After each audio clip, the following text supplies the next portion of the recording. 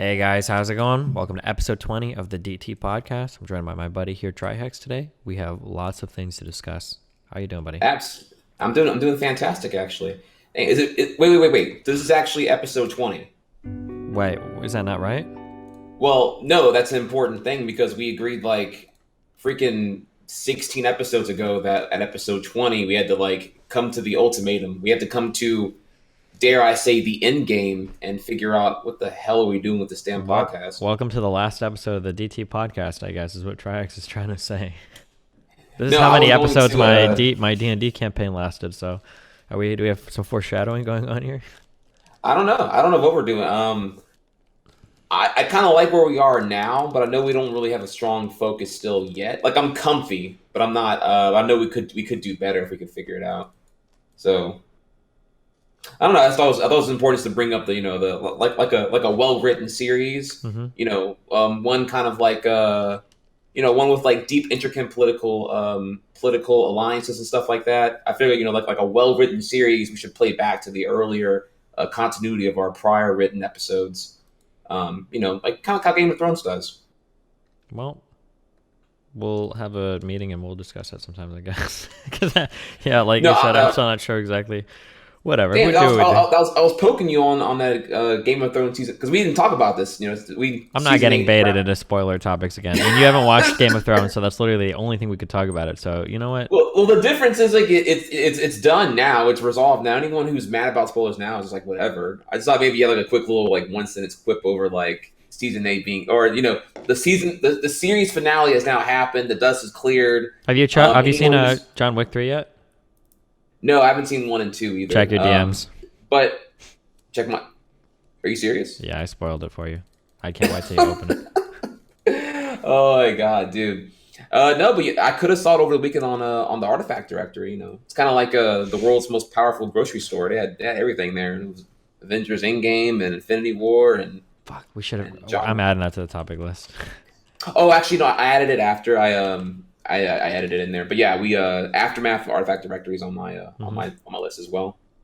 Hell But yeah, we yeah. can go over that too if you want. Okay. But yeah, yeah, dude, I'm doing good though. I actually got I got a big week ahead of me. Actually, I'm pulling kind of a U. I'm gonna be like MIA for a full week. I got 2 events back to back. I'll be at a Smash tournament, commentating top 8 for Smash Ultimate at Smash and Splash in Wisconsin this weekend, and then I'm going to the Irvine Global Esports Conference in Irvine. So I'll be out in California. But we'll get to that a little bit later on, though. So there is something relevant to you in one of these topics on the topic list today. So Ooh, Irvine. How far is that from like LA? Where is Irvine? Is that northern, southern? I have no idea. I don't know. Again, we'll get to that a little bit later because it is relevant to you a little bit here. Trying to figure out if we can get some hot, spicy collab action going on or not. Okay. But yeah, no. Yeah, which want to pop up, man? Because Oh shit! It's like an hour away from me. Oh, I'll definitely see you. Hell yeah, it'll happen. Don't worry. All right, cool. Do that. Oh, okay. There was a topic on here that said Wednesday, June 5th, and that was a spoiler here. It was like I deliberately they flew me out to Irvine. I told them book me a day later. I got a whole Wednesday to kill. Let's see what we can do. Wait, it's Let's gonna see be June 5th? Is that or fuck whatever the today's Thursday. It's next Wednesday. Or I'm sorry. Yeah, literally next week. Yeah, Next we'll Wednesday. figure it out. Hell yeah. Yeah, we'll talk about it off Whatever day stream. that is. Is that June 5th? Mhm. Did I fuck up my dates? No, yeah. Wednesday, June 5th, correct, yeah.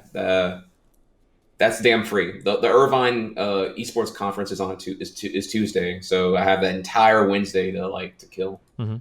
So, but yeah, no, yes, we'll talk about that a little bit later on, though. But yeah, due to, according to Destiny's Twitter here, due to me traveling, I'm such a fucking asshole. What have you dude. been doing this week, Trihex? What have you been up to? Well, let's recap what happened here. Due to me traveling last week, I'm such an inconsiderate, asshole. I didn't communicate with you in advance. I let the Destiny fan base down. Let the Destiny subreddit down. They have a petition to demote me from co-host now because I'm just It's all right. They forgive you, Trihex. That's okay. I pulled a JLP. I communicated on Black People Time. Just didn't tell you until it was already happening. I'm one of those assholes who just doesn't use the turn signal. Because why let you know what I'm gonna do when I'm gonna do it anyway? So fuck you. Amen, But yeah, brother. you know, so due to that mishandling here, no episode last week, so we were just like overloaded with potential topics this week. So it's going to be like a like an overstuffed bell pepper of an episode this week. Mm-hmm. So, Well, isn't that right? listen. What's up?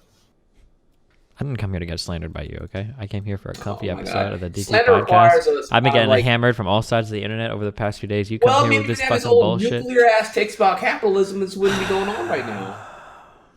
How do you feel about It's cool. Look, I'm here to get. That's cool. As your co-host, I can give you, if you want some comfy space, I'll give you some comfy space. Bro. Yeah, that's what I need right now, Trihex. I need some comfy space, okay? Hey, you look like you're not well rested right now. So I I feel am like very well rested. I got at least 3 hours of sleep last night, okay? Fucking chill. Okay. All right. Okay. How do you feel about playing with friends online in video games? More specifically, if you were playing Mario Maker online.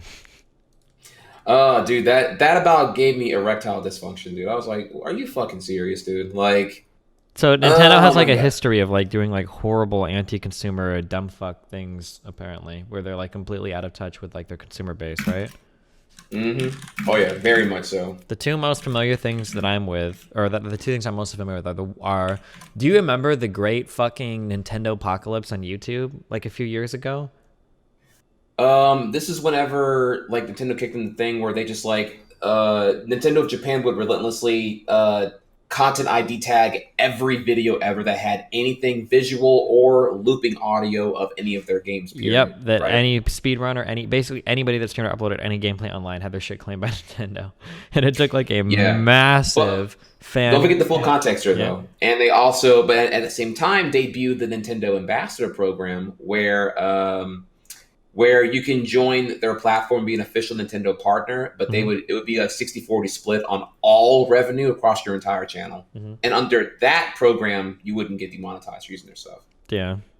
So, yeah, I remember there was that. Doesn't Nintendo also, this is kind of a little bit more memey, but doesn't Nintendo like hate like the Pro Smash community? Am I wrong on that? Doesn't Nintendo like explicitly state that they don't like the idea that Smash exists as like an esport, that they don't like that they don't build their games for that, they don't really support or approve of that community at all? Yes, mostly yes, yeah. The previous president, Satoru Iwata, was not a fan of the cutthroat competitiveness of the Smash community before when he was president of Nintendo.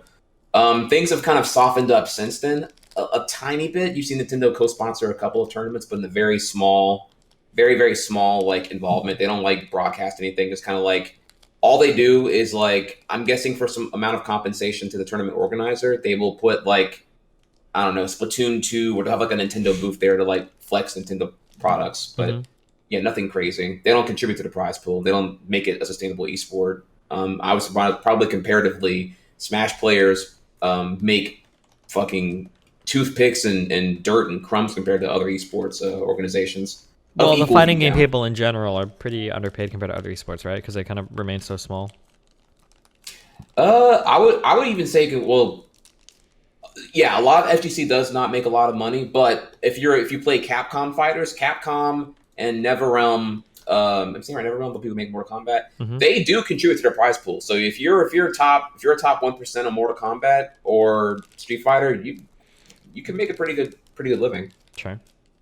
Wait, really? Is that actually true? Wait, I say sure, but like, what do those guys actually get? I thought somebody was telling me that for like the Street Fighter, the Mortal Kombat tournaments, or the Tekken tournaments, like first place in these tournaments is paying out like in the thousands, like $4,000 or $5,000, but like you're never seeing like 5-figure first place like payouts. Okay, that is true. Yeah, not like I was gonna say those are better than any other thing. You are right though. You don't get you get more because the developers are actually contributing to the prize pool, something Nintendo is not doing. I was more saying that the Street Fighter and NetherRealm at least make the prize pools like happen, unlike Nintendo, where there's like nothing at all coming from that end. Sure. They super grassroots on that whole thing. Yeah. Okay. If it's kind of where you're seeing all the top 1% of Smash like really push for either having just the huge amount of clout from winning tournaments and using that to translate into being a Twitch streamer or a YouTuber, or is getting a stick salary from an esports organization because of their like huge following on social media and stuff like that. I don't know if we've like actually talked about this before, but I'm kind of curious. How do you feel about the fighting games like commitment to staying like, I guess, like homegrown and kind of like resisting like outside like sponsorships or anything. Do you think that's good? Do you think that's bad? Or do you think it's, what do you think about that? Well, I guess that's kind of like it's a big sociological perspective to be had on the FGC. I don't know. I don't know if there was like a collective decision done by everyone, or if it's like a giant, massive coincidence that's like leading to that right now. I don't even know how that would look like. Like, I guess like paint to me the picture here of if they accepted things, because I don't see anyone ever opposed to getting sponsored or picked up on the FGC. Well, I guess it like man, fuck, I'm like so out of touch because I haven't watched it recently. But like, I want to say like a few years ago, like aren't people like dropping like F-bombs and shit at like FCG tournaments and whatnot, and like everybody's like generally pretty chill. When I say F-bombs, I mean like the one about the gay people, not the fuck word. Right, yeah, F-slurs, yeah. F-bomb and F-slurred are the differences. Sure, yeah. Isn't the idea that like they want to kind of have the freedom to do whatever and to be like really raunchy and to be like really raw as fuck, but then they kind of resist like taking outside influence to set up tournaments or do so? Yeah, they things. Okay, two things there. First, yeah, the FGC has definitely toned it down and calmed down a lot. Like it used to be, like, dude. Correct me if I'm wrong here. I might have. It still might be the case right now, but FGC tournaments, like the commentators will show like full blown bias. They're not even like trying to show like an objective, neutral standpoint on like explaining what's happening in the match. Like if you're in an Atlanta tournament and you're not an Atlanta player, he's gonna tell you garbage. Fuck you. I want to see you get shitted on, get stomped, blah blah blah. And if it's like not even top 8, yeah, eat a dick, N-word. If this commentator's black, whatever. Yeah, you'll get the whole experience there. I don't know if that's still the case now, but that's definitely how it was like as far back as even just like 2 or 3 years ago. Okay. A lot of people in chat are saying they don't like really say the F word or anything anymore, like on fighting game related stuff. So maybe it has changed a lot. Maybe we'll start to see it getting more, I guess, mainstream-ish compared to like other games. I don't know. I don't know what like the overall like population is of console players for things like Tekken and Street Fighter compared to like other esports. But then again, I guess I don't really follow that much at all on anything related to console stuff. So yeah. So I'm not for the Mario Maker stuff. Yeah. So basically, my understanding of this is that if you want to play Mario Maker online, now I don't know if this is restricted to ranked mode or for all multiplayer online. You can't play with friends. You have to like randomly queue into them because everything is rated. It is dumber. Whatever you think it could be to justify this being the what it is now, it's even dumber than you think. Like, so there are 2 modes. When you're playing Mario Maker online, Mario Maker 2 online, there will be 2 modes. There is going to be a competitive mode and a cooperative mode. Co-op mode, you can up to 3 of your friends can like play the level together, and you can design levels around that aspect, and it can be played, right? Then there's competitive mode, and then within the competitive mode, where it's you and your opponents all racing to the finish line in real time.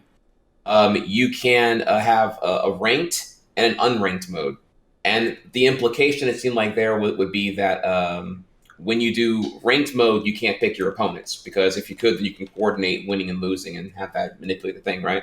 That was the implication, but it seems like not to be the case, actually. And then when you play with friends, that would be the unranked mode, because reasons had. But apparently, no, it's not the case at all here. They, unfortunately, from what we know right now, Mario Maker 2 online, you cannot make friend lobbies. You have to play, when you play competitive mode, it will always be with randoms.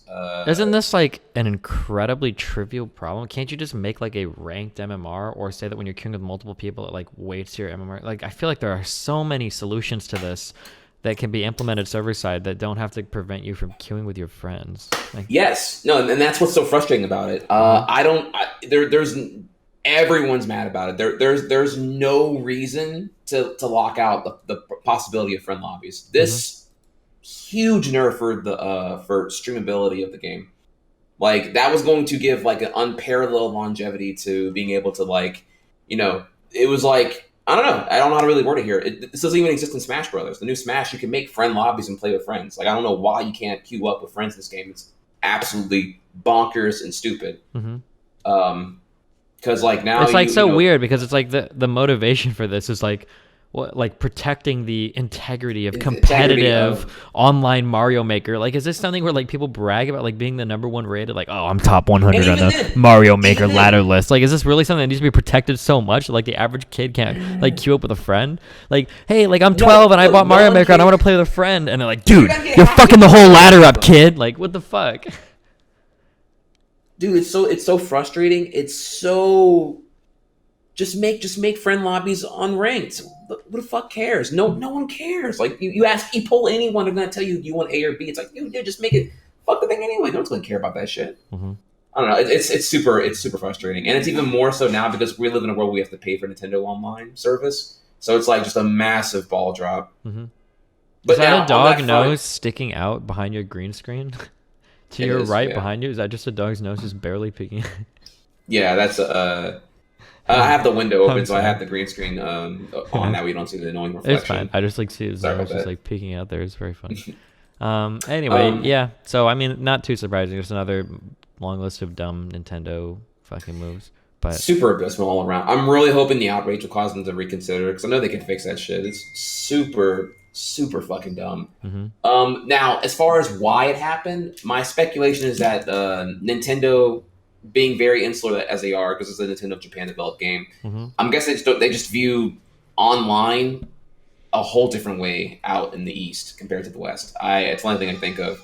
I'm guessing they're just thinking like because you can play cooperatively and competitively like full stop when you play locally, but online the rules get different. Mm-hmm. So I'm just thinking like you're thinking like, okay, yeah, you're in your Japanese household and you're around the family and you play together, and when you're online, it's just like the variable of having toxic play, I guess, is what freaks them out and makes them not want to do it anymore or do it at all. Yeah, there are a lot of memes I remember in the early days of StarCraft where it was like dealing with like Korean business people, and then I heard a lot of like talk about like how like Asian like business culture could be like really strange or out of touch with the West, and there's like weird shit sometimes. And I always kind of wondered if that was true or if it was just insular to like esports. But then I see like certain companies like in the East that have like these weird problems. I say the East, I should say Japan, like the relentlessly like their inability to like port games like to PC and shit, like things like with Dark Souls, like stuff like this happening like over and over again. And then, yeah, and I don't know, and I kind of wonder sometimes are like Nintendo's like totally out of touch with like all of their community when it comes to marketing a lot of shit. This is like a really old meme. Did anybody ever end up liking the boxes? Do you know what I'm talking about? The boxes. Do you remember when Nintendo had a big announcement for a new product, and it was boxes? Do you remember this? Nintendo Labo? Labo. Oh Yeah. yeah, Nintendo Labo. Yeah. You cardboard assembly. Yeah. Did that end up becoming popular, or was that as much of a joke? It undersold their expectations, but I didn't hate it because it was like something different. They were clearly trying something new out with the portability of the Switch itself. Okay.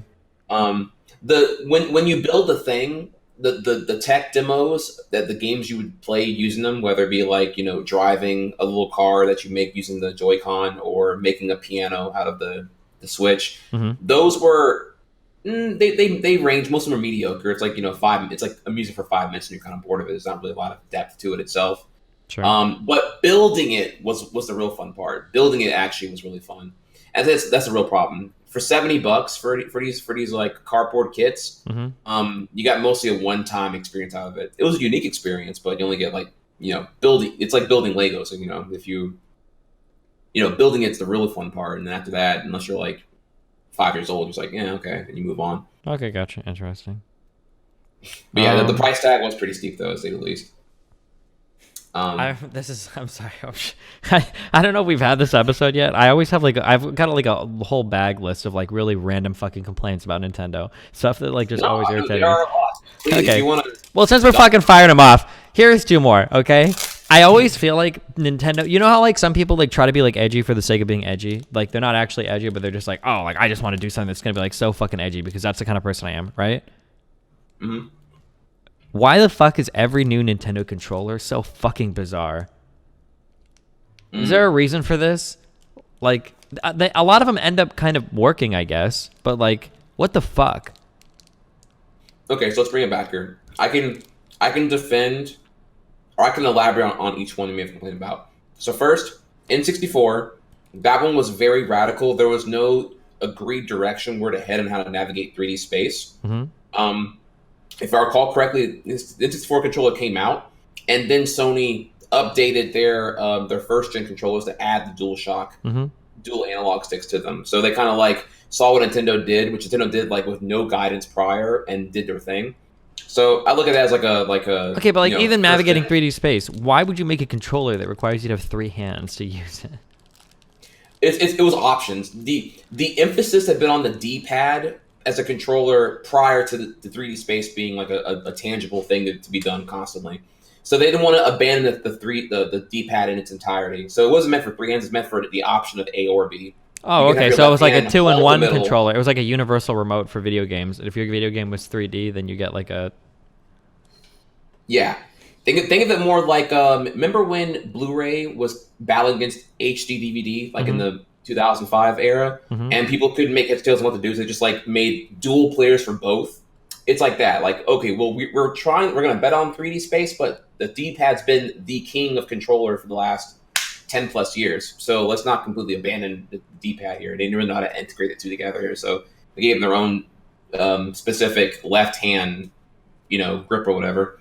So that's kind of, when you think of it that way, and again, no prior example or guidance on how to execute it. That's kind of why it looks so weird and kind of aged poorly or whatever now. Okay. Next thing, the GameCube was, I forget this guy's name. Before Satoru Iwata was the old, one of the previous CEO of Nintendo, and he claimed that controls were getting too complex. So to make a more distinction with the Nintendo Dolphin, became the GameCube. He urged that the controller be simplified in a way that way things got less complicated. So that's why the GameCube controller is simplified compared to the N64 controller. Compared to controllers that were met at the time, compared to the DualShock 1, compared to the in development Xbox One, compared to the Dreamcast controller. I feel like the DualShock controller is pretty fucking simple. It's the same thing as the earlier PlayStation one with 2 pads added, right?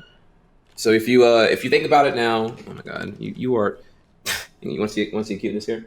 My cat just got a bath and he's like, oh yeah, here you go. All right, there you go. Okay. If you think about it, the DualShock controller, all right, imagine like your mom holding that controller, right? It has 4 D-pad buttons, 4 face buttons, 4 shoulder buttons, 2 analog sticks. Okay. And then 3 buttons in the middle. That is a, quick math here, what, 16? That is a 16-button it's a 16-button awkwardly shaped controller. You have to like learn how to use and use your muscle memory to figure out how to navigate with a combination of like both thumbs and index fingers and middle fingers to utilize completely. It's a lot to get used to if you've never held them before. Think about whenever you hold like a really shittily designed TV remote and you don't know where the fuck any button is. You have to like look down constantly to figure out what to do. And if you're playing a video game that requires some kind of like moderate amount of reaction time before getting fucked, you're like, which button is jump? Which button is what? What does what? And it's a lot to grasp for anyone like completely new to gaming or whatever. So his theory was that the game controller should be simplified compared to the current meta of these 16-button whatever the fucks, right? So it only had 2 shoulder buttons. It only has 3 face buttons on the right side rather than 4, if you recall correctly. I'm sorry, I guess technically 3 shoulder buttons with the Z button. The analog sticks have gates around them. They're not full circles that allow a full 360 variation of movement, but rather they have the octagonal gates where you can quickly pivot to a particular direction. That way you're at a simplified variable of movement to be more consistent whenever you're playing. So the GameCube was different in that way. So there was ergonomically long term, it's not the best for you, but it's a first impression kind of comfy, and it is a lot different. Certainly a fuck ton better than the Xbox original controller, which was a piece of fucking horse shit. Yeah. So okay, so we went over that one. Next one is the Wii. The Wii, I don't have to really defend that one. The Wii was a very, very different thing that I can derail here about the development of the revolution in the Wii if you want me to, but you get what it was going for there. It did what it needed to do, and it did it really, really well because it made a boom and a viral usage of people who didn't play games otherwise. All the Farmville casuals who were on Facebook bought a Wii because of how radical and accessible it was at the time. Okay, finally, maybe I'm just like too used to maybe I was too much of a PlayStation 2 fanboy, I guess. But all of the PlayStation controllers, when you hold a PlayStation controller, you feel like you're at home. And every new Nintendo controller that came out was like, just looked like some fucking alien creation, I guess. It just blew my mind. Okay, so I hear you on that. I love the DualShock 2. I love the DualShock 3. Sony also made missteps here because if you remember, the 6-axis was the first generation controller for the PS3. Motherfucker didn't have rumble, and it felt like a light fucking chew toy. I don't even remember that or not. They didn't actually make a DualShock 3 until like almost a year after the PS3 launched, if you recall correctly. It was a pile of shit. And then the triggers on the PS3 controller were really weird. They like came all the way in. They weren't like static buttons. I didn't like that at all. It felt really weird to me on that one as well. Okay. And then finally, the DualShock 4. I don't know. I don't know. This is always $1 million debate. Should the left thumbstick controller be should it be on the top left quadrant, or should it be on that middle left quadrant? Where should it be where the 360 one is, or should it be where the PS1 is? And that's always a big debate, because whenever you're like, if you're like playing Dark Souls and you're running around, you're doing like R3 camera controls while doing the L3 movement. Your thumbs meet. It's just like it's like two dicks touching. It's like, ooh.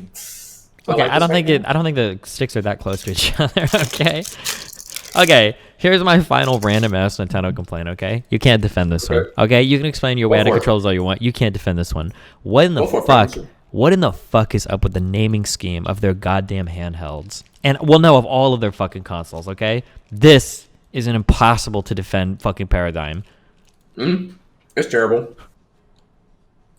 Okay, so you're talking about particularly the DS line. DS dual screen, pretty simple. The revisions didn't have longevity in mind at all. So I'll go over the really dumb one, right? So, there's DS, DS Lite, DSi, which again I think DSi is more like I think the I means for interconnectivity. It's meant to like.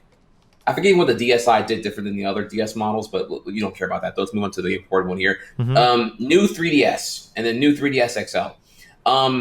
From what I understand, the reason why it's called new 3DS and it doesn't in English it looks weird, but think of it like out in Japan. I think the translation kind of came off a little bit weird. They were using new to make it sound like a huge distinction. Like it's a non-standard adjective to be used, but out here it just seems like it's a very common thing to describe the condition of something rather than the quality of something, I guess. Okay. So it just kind of comes off really weird there. Like, does the new 3DS XL, can it play all the original DS games or no? Yes, I'm pretty sure it does. Okay, so if something has DS written next to it, it can play all the DS games, right? Correct. Okay. However, the first two generations of the DS Fat and the DS Lite, can play Game Boy Advance games too. Wait, really? Mm-hmm. Oh shit! Nintendo's been actually really good about backwards compatibility. But Game Boy Advanced games are totally not compatible. This is really old, but with like Game Boy Color or Game Boy, right? They were totally different types of cartridges. Game Boy Color, and Game Boy Advance all would play on Game Boy. All would play on Game Boy Advance. The Game Boy Advance.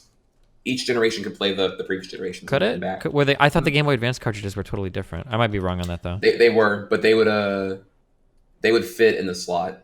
Oh, would they? Oh, okay. Yeah, it protruded up a little bit. However, make sure I'm quoting this right here. However, the original DS couldn't play Game Boy Color and Game Boy Generation 1 games, but it could play Game Boy Advance games.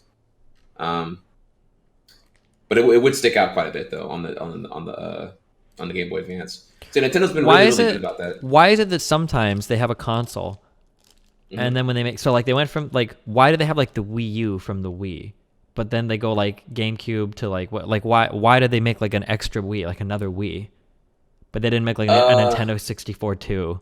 So that was a massive misstep on their end. Okay, there's oh my god, you're asking me these questions that. When I look at the Nintendo's gaming scheme for shit, I get like very fucking confused. Like if Nathan were to ask me for like a DS, I have no idea what the fuck DS I would buy him, and I get really confused. Like I didn't know if like the Wii U was like the upgraded version of the Wii, or if it was just like a whole new console, or I don't know, dude. That shit fucking confused the fuck out of me. So let's sit on here. Okay, so I can give you an answer to the Wii U is a failure. Let's get out of the way. The Wii U is a big messed up. Okay, everyone can agree. It didn't even sell 13 million units worldwide. It's a very, very bad console. Okay. Wait, people are saying you forgot about the 2DS. What's the 2DS? The 2DS, in an attempt to make the 3DS line of hardware cheaper, and after the initial, I guess like the flopped reception of 3D glasses-free vision on the 3DS, Nintendo just removed the 3D functionality and gave you a 2DS. So it's a double-screened, equally powerful 3DS, but can't do the 3D stuff. Wait, and all the 2DS and the 3DS games all work on each other? Correct. Okay, interesting. Just 2DS can't do 3D functionality. Is there a 3DS XL and like a 3DS like medium or small, or? Yeah, there's a 3DS XL which has a larger screen, and is more ergonomically comfortable because it's just actually bigger. Okay, gotcha. I would recommend it if you're gonna get it though. Oh, and the If you ever were 2DS to get didn't it, fold. Okay, gotcha. Cool. Okay. Was yeah, there yeah. a The 2DS 2DS, XL or? the 2DS abandons the clamshell design with the hinge. Oh wait, there is a new 2DS XL as well, and that one does fold. Okay, so there's a Yeah, new 3DS and a the new names are 2DS. terrible. The names are actually awful and they're incredibly confusing. I completely get you there. I can explain. I could explain, not defend. I could explain probably what they were thinking behind that, but Mm-hmm. it's just TLDR. It's just Japanese people not having too much power over Nintendo of America, and Nintendo America probably can't call out Japan and be like, well, these names are confusing. They're convoluted. They don't really distinct. They don't really explain the differences here that well. So it's kind of like a shit show. Okay. So that's the short answer I would give you on. I can give you a long answer if you'd like, but I agree it's a terrible naming scheme there. I do agree the Wii U it's entirely is a failure. I would be happy to elaborate on why the name is bad, Uh-huh. why people get confused about it being an is it an upgrade, is it an expansion? Do you need a Wii to play the Wii U? That was a very common thing as well. But look, I'll skip all that because I feel like if we're gonna take a dump on Nintendo on that, which is deservingly, I'm not fanboying here. I'm deserving that.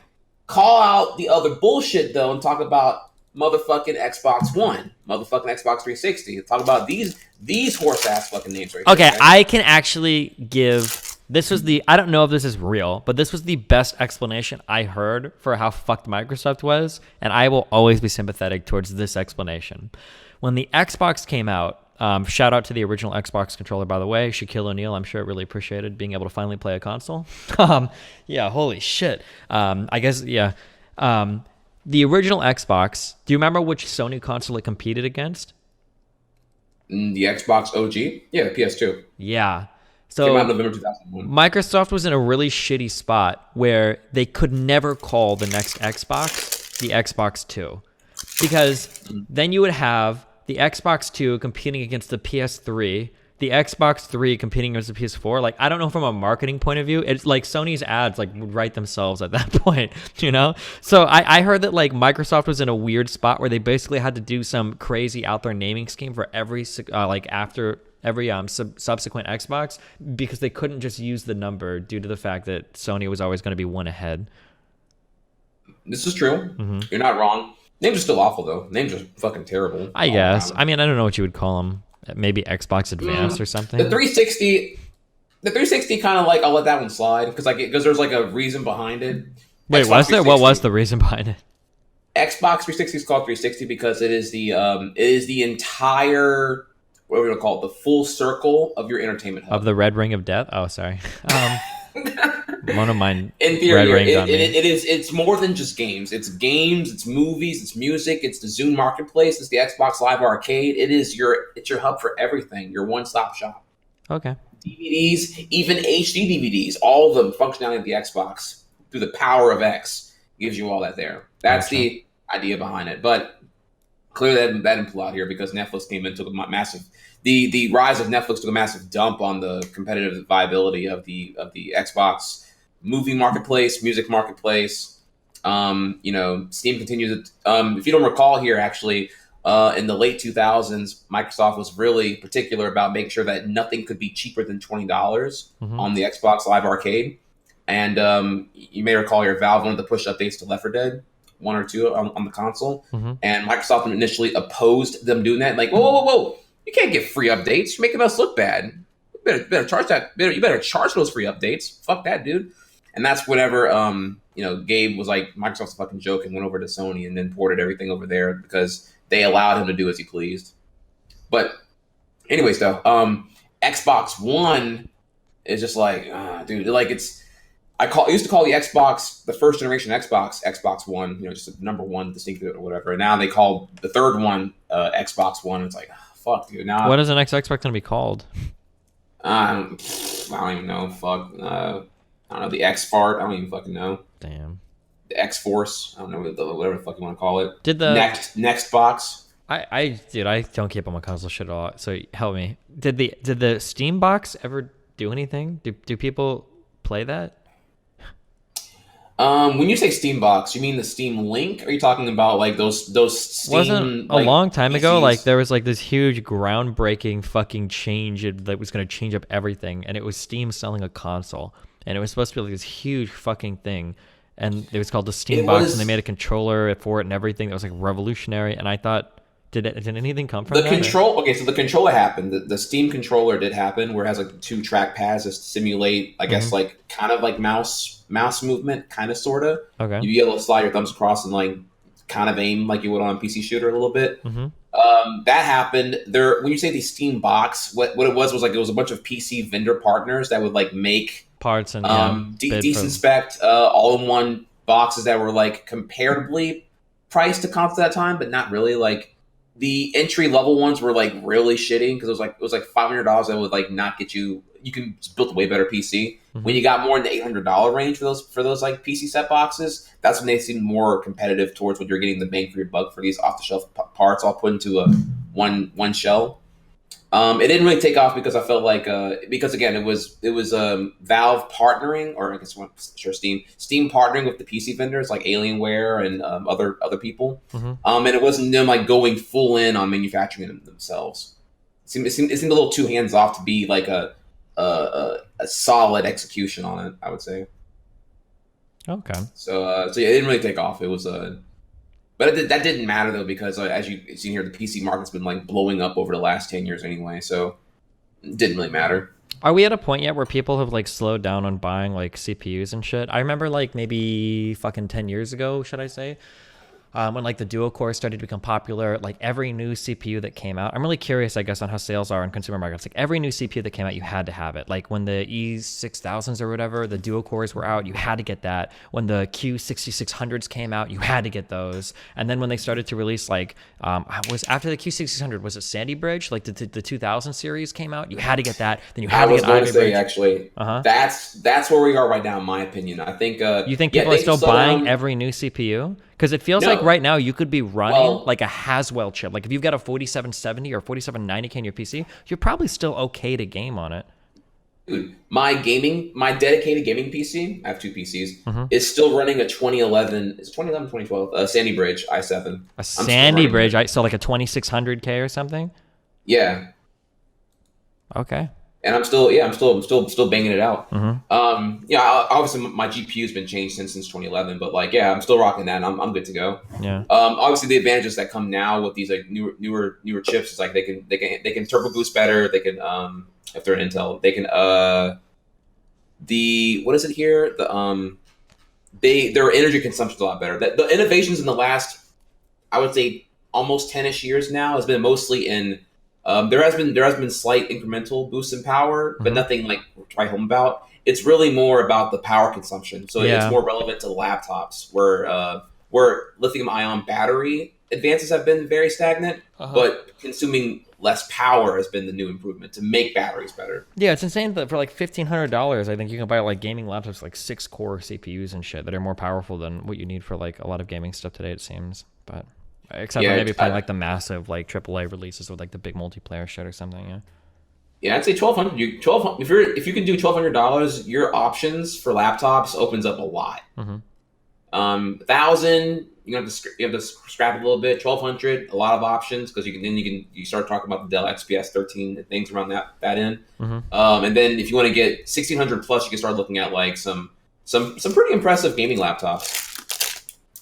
But again, gaming laptop, I'm not advocating for chat memes on here. Clearly, I wouldn't support that. I'm letting you know in advance that when you get a gaming laptop, it's rooted in the compromise of the luxury of it being portable, and you lack bang for your buck and upgradability. Yeah. But if you want to go hard, you could get one of those fucking monsters with like the fucking fans on it that's so fucking loud. Holy shit. I've seen a couple of these in real life where they're like these massive thick, like fucking 3-inch fucking thick laptops and shit. Yeah. However, the plot twist now though, in the last 2 or 3 years, eGPUs. Dude, Thunderbolt 3 is so fucking dope now that you can actually get around that whole limitation of. You're talking about buying a discrete, like a GPU that is separate from the laptop and plugging it in, basically. Correct. Yeah.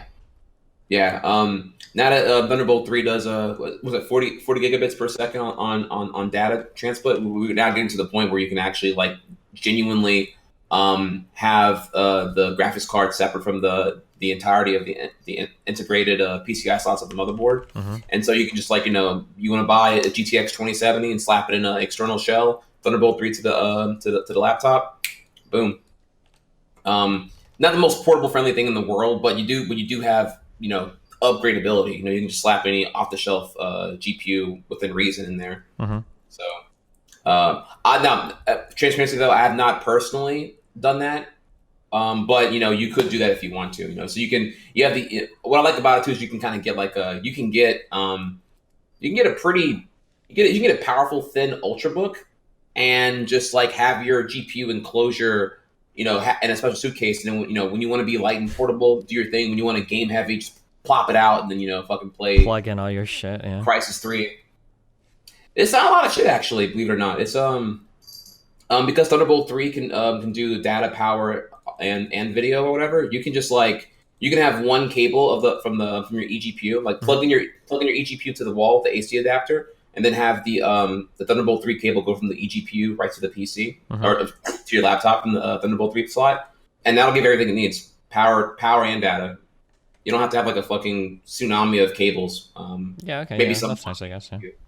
So you can I don't know, look into it. I was like, damn, this actually is really, really hot. Actually, it actually made me admire. I don't want to say this here. All right, it made me admire one aspect of the 2016 MacBook Pro revision, and that it has if you get a 15-inch, you have 4 Thunderbolt 3 ports working. That is a lot. I have not seen that on any other laptop. What is Thunderbolt is exclusively, that's an Apple standard, right? You don't find Thunderbolt ports on non-iMac or not non-Mac.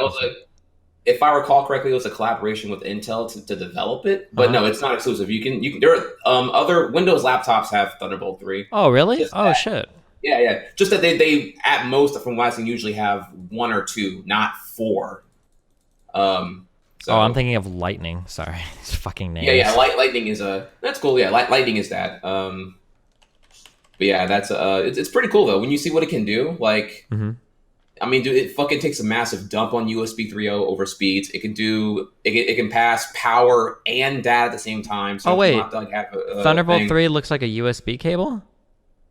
So Thunderbolt 3, this is where it gets really, really stupid. So USB-C is a form factor, but things can take the shape of USB-C. So Thunderbolt 3 can come in the shape of USB-C because USB-C is the whole, it's reversible. You have to plug it in a certain way. It's a lot thinner. Now, if you want to show chat here, show them Thunderbolt 2. Show them what Thunderbolt 2 looks like. You're going to make me... I don't have this other fucking scene. No, okay. You have to do it. Fine, fuck, I don't even know. No, don't worry about it, dude. I'll fucking do it, okay? I understand. You want to make me do all this fucking shit for the last fucking minute. I mean, hey, I'm making your YouTube video look great right now. You make it look great by just being here, okay? Oh, baby. Okay, USB 2 form factor? Is that what you want to look at? No. Thunderbolt 2 form factor. Thunderbolt 2 form factor.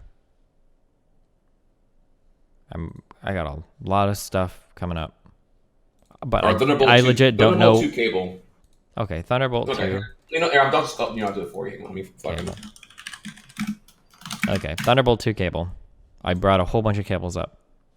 Okay, here I'm gonna give you a link. Here. I've never seen a cable like this in my life, but okay.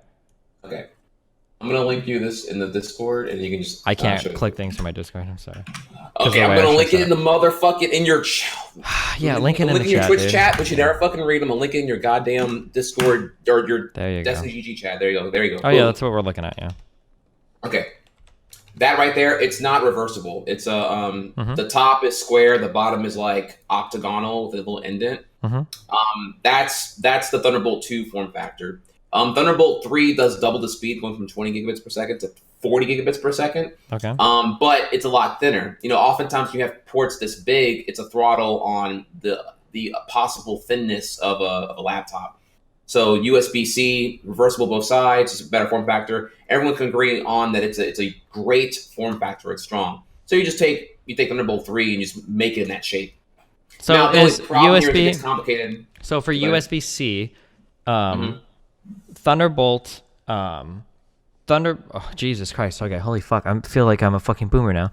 So a Thunderbolt 3 cable will always plug in. It has to be a USB-C form factor. It can't be so if you've got a laptop that has like a USB 2 form factor, or is it USB-A form factor port, that would never do Thunderbolt, would it?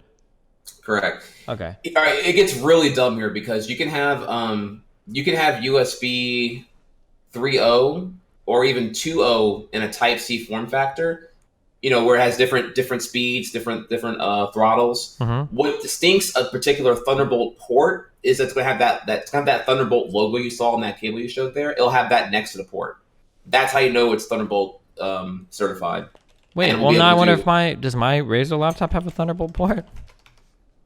Should be. Okay, keep talking. I'm looking this up because I'm kind of curious. No, trust me, it gets really fucking dumb. You try to buy USB-C cables of a Oh certain shit! type I have Amazon. my port is Thunderbolt. There you go. Yeah, so that means that your Razer laptop is eGPU ready to roll. What the fuck? That's sick as fuck. So you can buy a GPU enclosure and smack a fucking 27 in that bitch and fucking fire up and you know. Oh, but that port on the side looks looks like a USB-C port, and any USB-C will plug into any Thunderbolt port, right? Whoa, say it again slowly. Whoa. Any USB-C cable should be able to plug into and interact with a Thunderbolt correct, port. Yeah. If you have a Thunderbolt 3 port, you're automatically going to be able to. You're backwards compatible with like everything else in between. Damn, interesting. I wonder if I actually have this port on my computer. I have to go look at this. No, again, it's. Wait, talk for like 2 seconds. I'm super curious now. Go. Yeah, the adaptation phase going from USB A, which you guys know is a traditional USB port, is painful. Like this cable does suck. It's not reversible. There's a lot of compromise. The output, quote me if I'm wrong here. The max output of a USB A port is like what 12 watts. So you can't charge things very, very fast and shit like that. But once we get out of this phase, we move on to and I'm not saying here I'm advocating for dongle life. I'm purely on a spec basis. When you get to USB-C or you get to even Thunderbolt 3, the things you can do are super sick. So it's not focusing. I have a USB-C thing on my laptop. I didn't even know this. It's a Thunderbolt one. That's awesome. Mm-hmm. Wow. Thanks. Yeah, dude. What's your do you know your graphics card is inside your laptop? I want to say it's the 1070 mobile version. It's a Razer Blade 15. They have a special name for their mobile cards. They probably do. Well, the point is like if you find that card's not good enough, like if you do like I don't know, I'm trying to think here. What's graphic intensive here? Oh, like a Max Q or something, yeah, something like that. Yeah, if you're like trying to play games on like Max on the go, if you're trying to like do some big dick energy, Premiere Pro or Sony Vegas video rendering. Is video rendering a GPU task or a CPU task?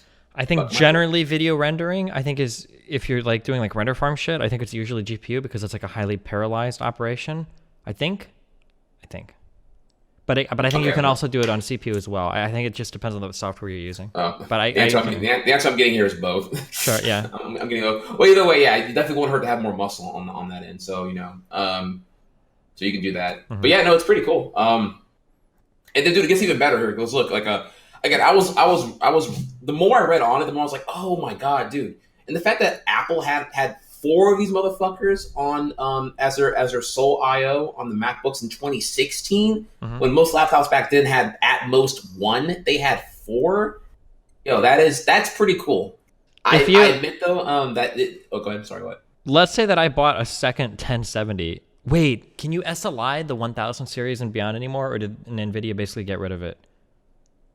Because I was wondering if I bring like a 1070 and I hook it in. Is really that big anymore? Is SLI really that big of a deal at this point? I thought that it was either the 900 series or the 1000 series. I think they basically got rid of SLI, or like you can still do it, but there's like no scaling, or maybe they got. Or I don't remember. I think like like the scalings like aren't like that great anymore. Oh, people are saying it doesn't even exist. Yeah. Yeah, I figured that. Yeah, it was like a 900 thing when I last recall. We've long since moved on since then. Do you remember you used to be able old AMD CPUs? One of the edges that they had on the Intel ones were their APUs. The built-in GPUs on the CPU was superior to the Intel ones by quite a bit.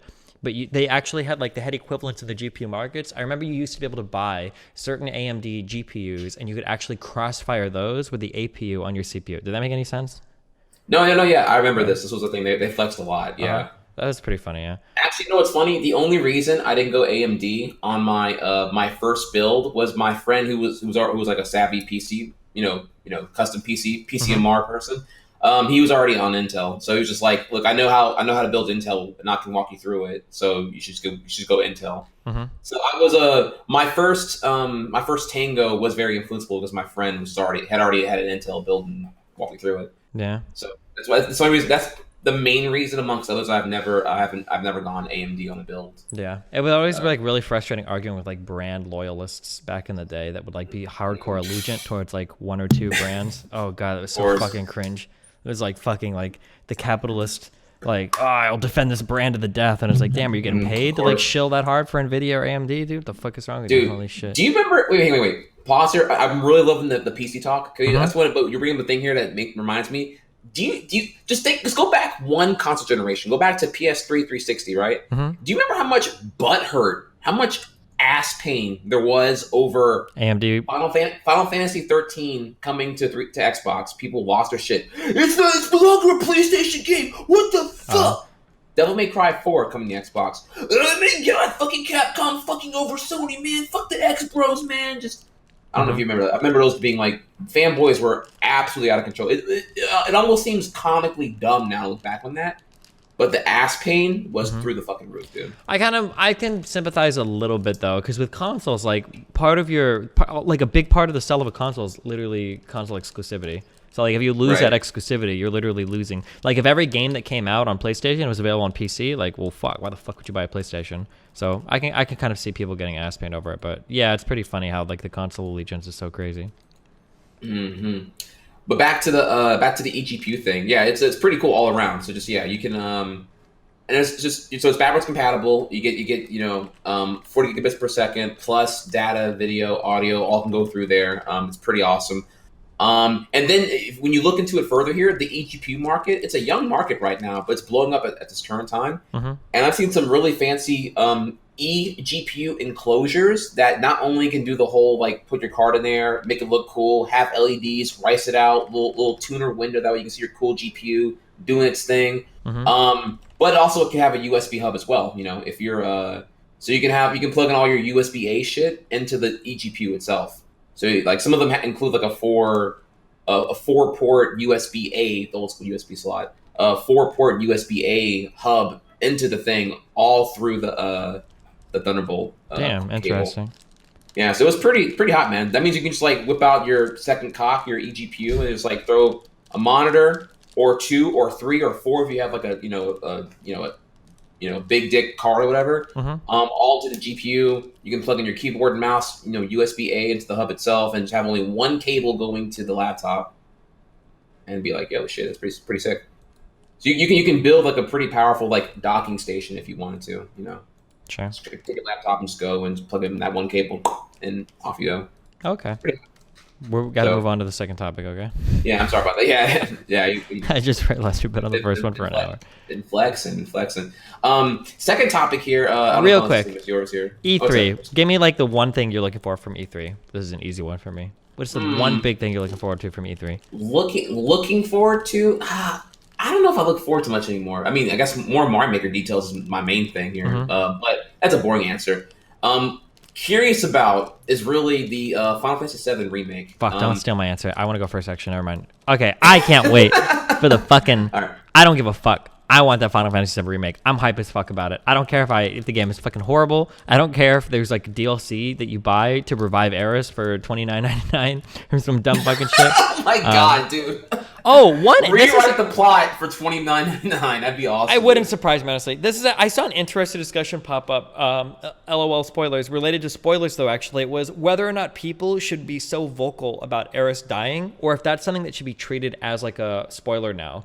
Because there's like, Oh my god! people Really? say that, but there's a whole generation of gamers that have never played Final Fantasy VII, right? Like this game was like, I'm 30 years old, and I pretty much like was like part of the generation that got into that. So if you're like 20, like 24 or younger, there's a good chance that you've never played Final Fantasy VII before. Maybe people should like tread a little bit more lightly when it comes to discussing like major plot points of Final Fantasy VII. I don't know.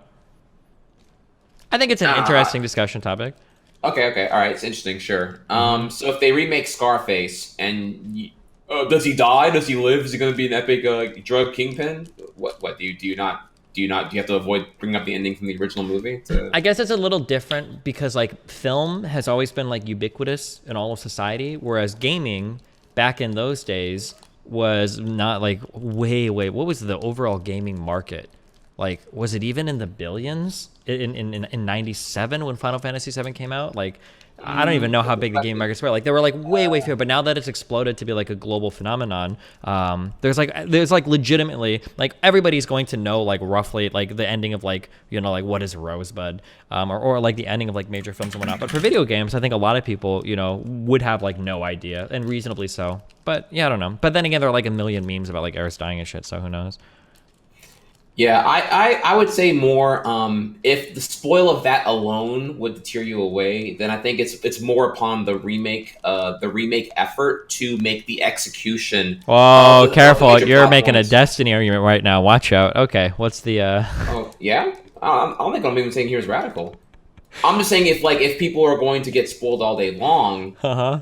anyway, as sociology is going to show, people are going to discuss like the hot points anyway.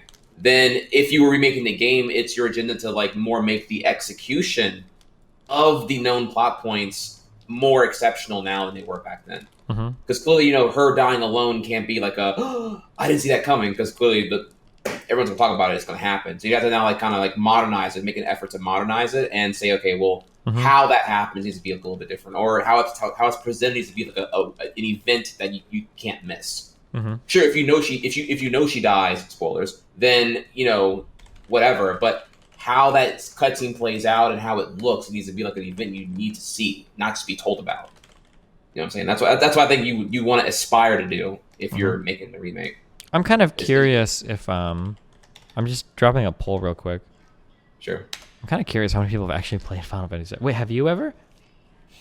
I played like an hour and a half of it when I was like 13 because I heard it was like a really really good game. I didn't get it. It was also my first like traditional JRPG, so I think I was just like too impatient back then to like Do you like get past JRPGs it. at all or no? No, good question there. Actually, I have not given them a chance to play on the stream because I find that they're not the best stream game to play. Yeah. You're immersed in the plot. You're prone to spoilers. Everyone's going to backseat you on what you do wrong or do. Mm-hmm. It's not a very interactive experience. So I've not been eager to do JRPGs on my stream, but I do want to do them eventually. This is interesting. Dropping a poll in chat. It seems like about 75% of people have never played Final Fantasy 7. So it's interesting. Okay, well, it should.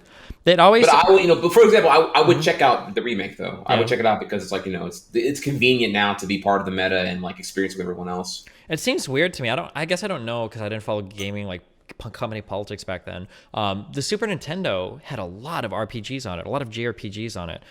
It seems weird to me that when the N64 rolled around, somehow all of the JRPGs or most of them ended up going over to Sony. I wonder why that happened.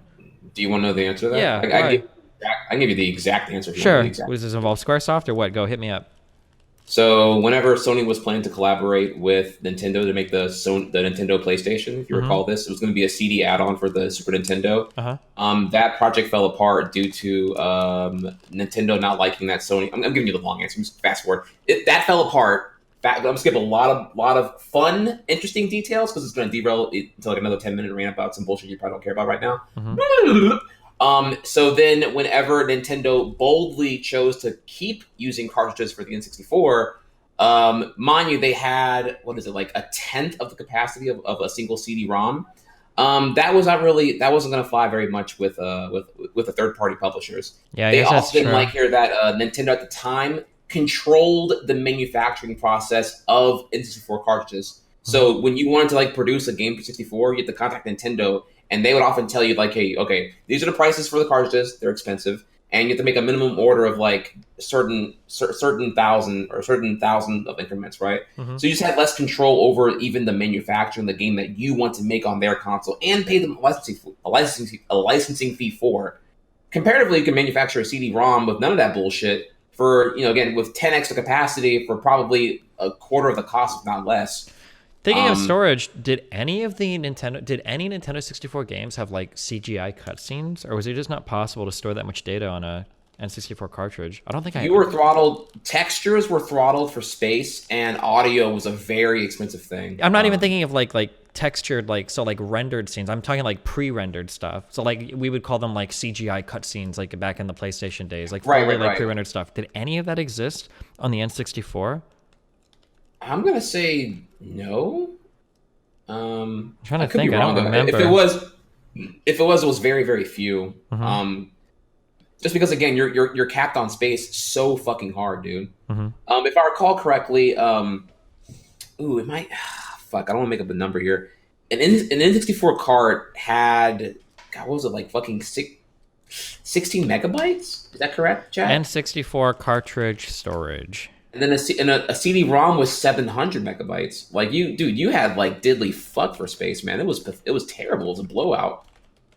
Like to even try to like port FF7 to 64 would have been a total fucking nightmare. Cartridge size varied from 4 megabytes to 64 megabytes at the top. Damn. Okay, that makes sense. Because there were certain games that were really expensive on the 64, and they probably internally used a higher cartridge. For example, and this is something you see pretty common throughout the history of cartridges here. Final Fantasy IV for Nintendo DS is not $35. It's actually $40 because it uses a special higher capacity DS cartridge, and that costs within the higher price tag. So it's not uncommon to see. I don't know what games, whatever game used a 64 meg cartridge for N64 was probably very expensive. I imagine it was probably Conker's Bad Fur Day because that game has a fuck ton of cutscenes, which means a lot of audio, and the audio is really expensive space-wise to fit on that kind of cartridge. So, damn. But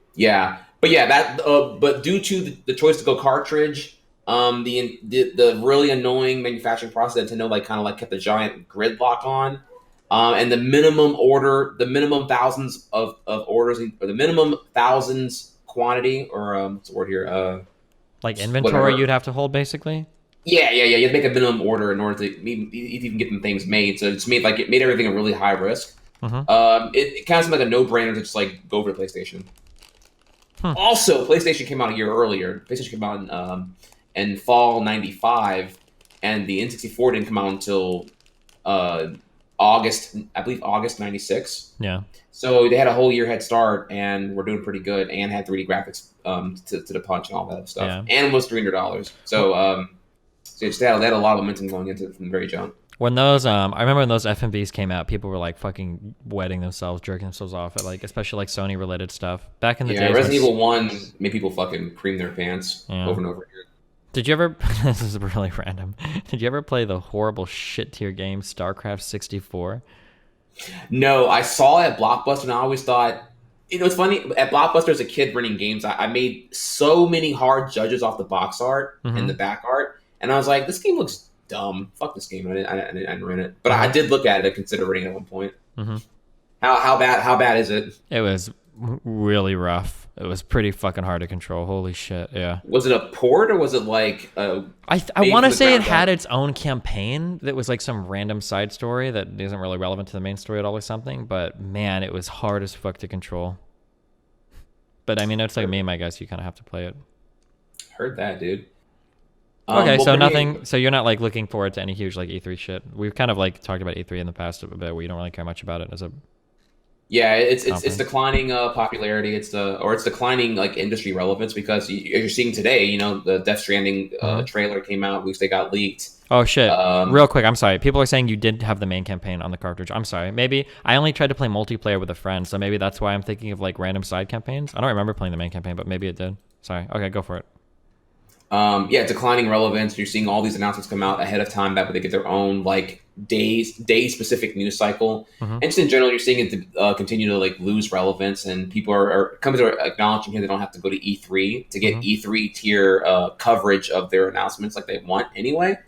So that's kind of the whole thing right there. As far as E3 goes with what I'm excited for, again, still nothing, though I am mostly curious about the FF7 remake because Sony not going to E3 and Square Enix choosing to take Sony's previous slot.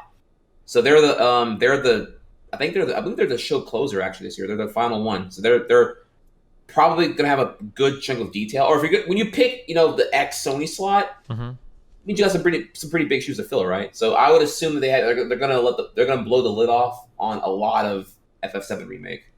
I don't know if that means release date. I would hope that would mean. I hope that you at least get release year out of that, but I guess we'll see when we get there. Fuck, a release date would be hype as fuck, but. Now, but you have played that, right? You have played 7 and beat it. Is that correct? Hell yeah! What the fuck? Don't ever fucking ask me that question. What the fuck? I'm sorry. You're that true, fucking question. True gamer, y'all. True game. God Christ. gamer. Godstony. I apologize. I'm sorry, fam. Okay. Well, give me your take here on the fact that would you be upset if it, because we haven't had this confirmed yet. If you recall back, there was a 2016 interview done that FF7 remake was going to be episodic. No, I don't want to hear about this. Let's go to the next topic. Really? Oh, you don't want to hear the truth about? For two things here. One, I can elaborate further if you want to hear about it. Mm-hmm. Two, this was fucking 3 years ago, so that might have changed since then. They literally changed development teams since then, so it might be a whole different thing now. Okay. And also they have the thing too about the whole thing is that people are saying this is confirmed.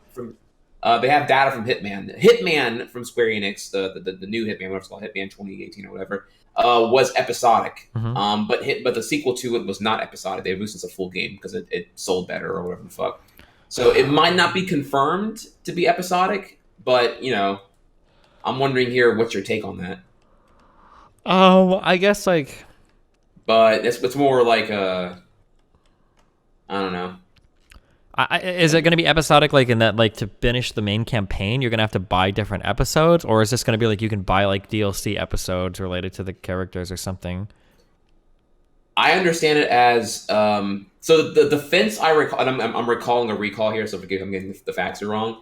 The interview was Japanese. It was translated, so it's like already kind of like splotchy here and there. But I'd say the defense being that FF7 was already a 3-disc game, so therefore we can find good stopping points that won't completely butthurt everyone into oblivion. Maybe. I could be wrong, but like I feel like in Final Fantasy VII, I feel like Disc 1 was like, if you were just going for completion, Disc 1 is like 80% of the game, or like to finish the game. And then Disc 2 was like really short compared to Disc 1. And then Disc 3, you could just run to the Northern Crater and like finish the game, or you could do all the side shit. But I could be wrong on that, I guess. So yeah, there's a lot to take into note. So it says episodic. That doesn't mean 3 discs or 3 games. It could just mean 2 episodes at minimum. Mm-hmm. You could have it pull kind of like an Avenger style thing where, spoilers, Aerith dies, and then that's like where one would end and the other one would be like part 2 or whatever, right?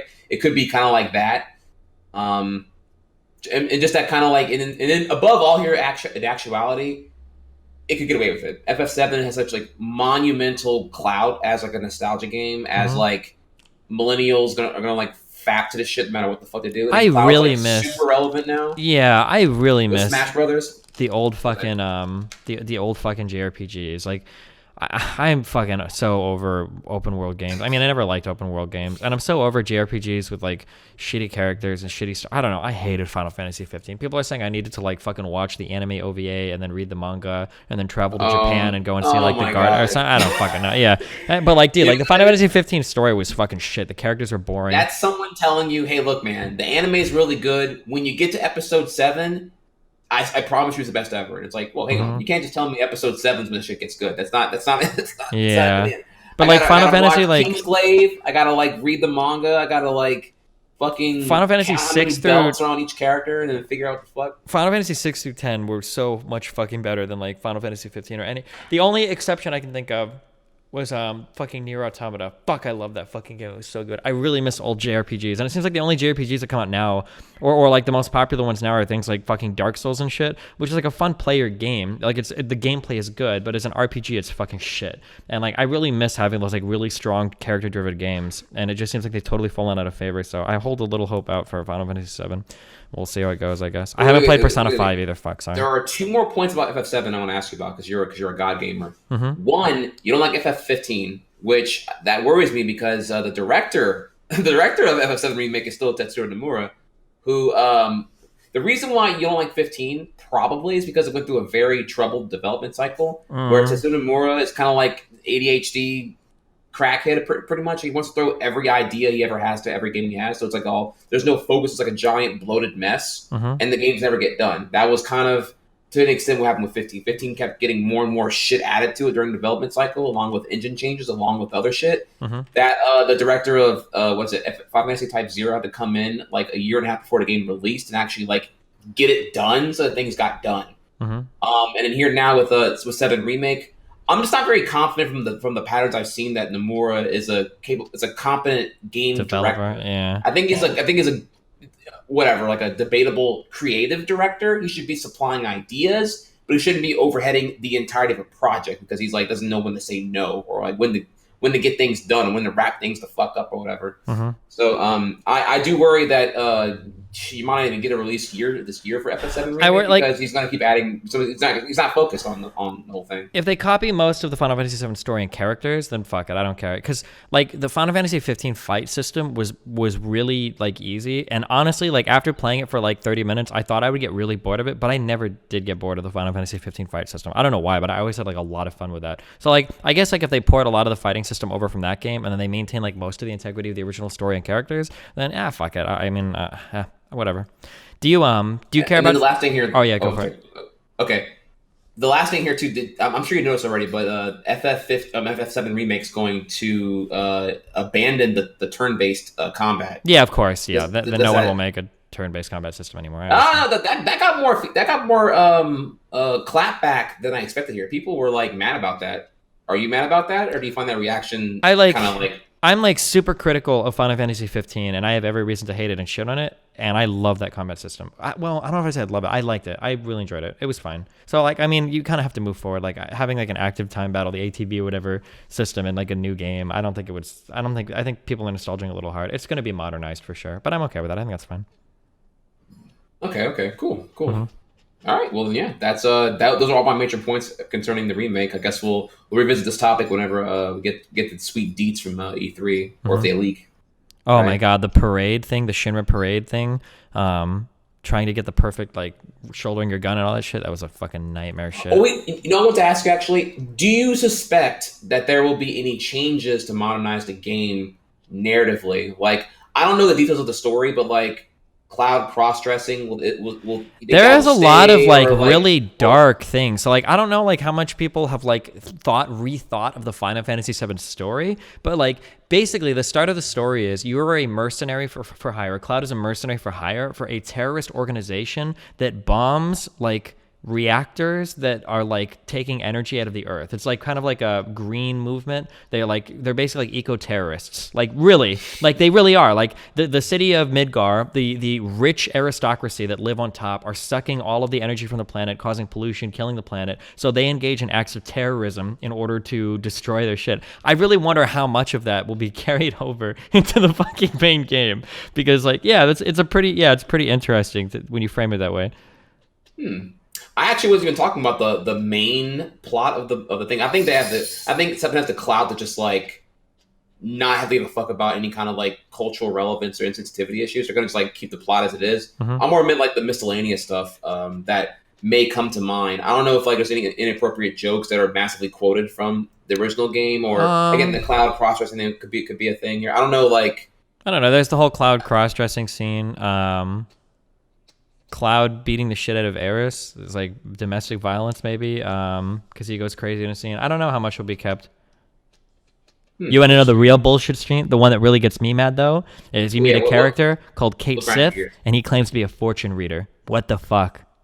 Basically tarot cards. Oh, man, that's what really grinds my gears. Hey, capitalism, maybe there's a market for it. Fuck it, let's go. Yeah.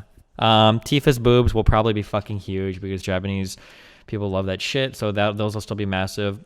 Barrett is like the most. Actually, that's been slowing down a little bit.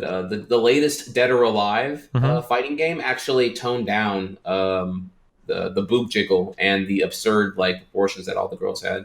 Oh sure, but it's like one game that I can think of here. But you're right. I don't know. Tifa could have huge knockers, could not. Who fucking knows? Kate Sith was a shit character. So here's a fun fact, because one thing that a lot of people don't realize too is Final Fantasy VII's story. If you didn't like pay close attention as a kid, the actual story of that game is convoluted as fuck. It is insanely fucking complicated, and probably not in a good way. Not like in a Metal Gear Solid 2 way where everything makes sense. You just have to like read everything, but like in a way where you have to do like quite a bit of inferencing, and there's like some weird shit that's not like necessarily fully explained.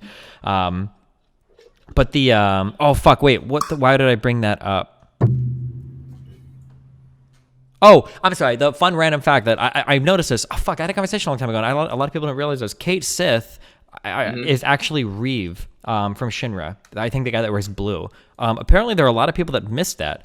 Kate Sith is controlled by Reeve in the Shinra office. He's one of those execs. I don't know if a lot of people know that or not, but there you go. There's your random factoid of the day. But someone in my chat actually brought up here. Did you hear about this, about the Japanese reaction to Aerith's face? I saw this on Twitter. They don't like that her face looks like elongated or like long and narrow. It doesn't look anime enough. Or there was like a someone did like a change to make it look more anime realistic aesthetic. or non-anime. I don't know. I watched a video on that. I don't give a fuck. I don't like upset. Maybe There's I'm a really blind good tweet about it. I wish I could show you because I watched like there was a 5-minute video of some Asian guy going over like the difference between her face before and after, and whether it's too long or not long enough. And like I don't know whether she looks like a child or not a child. Like anyway, I can find it. while you're looking for that, somebody said Final Fantasy VII is not convoluted other than the flashbacks. Listen, I would have to go back through it, but there are like a few things that are pretty hard to understand. So like for instance, like. This is something maybe everybody got the Reeve take. This is something that I think more people didn't understand. You don't see Sephiroth in any size, shape, or form until you actually get his body out of the northern crater. You never see him. The Sephiroth that you see until then is actually just like a Genova thing. A lot of people don't know that or didn't know that. And like the way, I don't even know if there's enough in game without thinking a lot to actually understand that. But there's like a lot of weird shit related to the Final Fantasy VII plot that's like not immediately noticeable. But I can't. Why can I not find this, dude? Fuck. Tokyo Source did a video on it, but I was just looking for like the post about it here, dude. Like someone give me the Photoshop mashup here. Oh, here we go. Hey, I found it. Okay, so I'm gonna link this in your everything. Sure. All right, so boom, boom. Oh, also, the first time I beat Final Fantasy VII, I didn't get Yuffie or Vincent as characters. I missed both of them. Holy shit. Oh yeah, I see. So, dude, people have like gone back and forth, or at least I watched a video with some guy going back and forth on whether her face Can you show it? I think it's really important that those who don't see it can see like the difference here, because like we're just talking about it. No one's gonna, and if they don't see it, they're not gonna be able to understand what we're talking about here.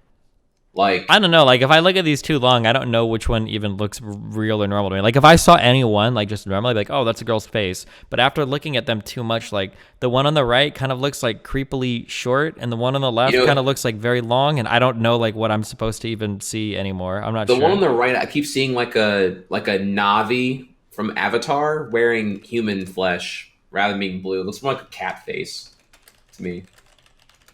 I personally I find the left one totally fine, but the fact that the Japanese had enough reaction to actually make a complaint in some form to this point to actually make mock-ups of what they advocate that she should look like, I find interesting. Because I don't quite. I'm trying to see what they see with the whole thing. Yeah, I threw polls in chat. We'll see what they think.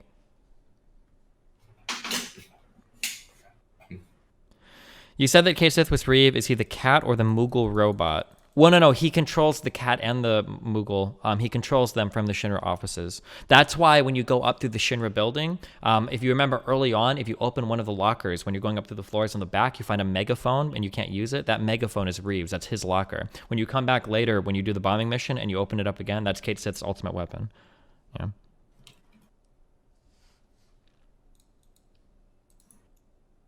Sorry, ooh, we're split. 55-45 split, slightly favoring the left. Mm-hmm.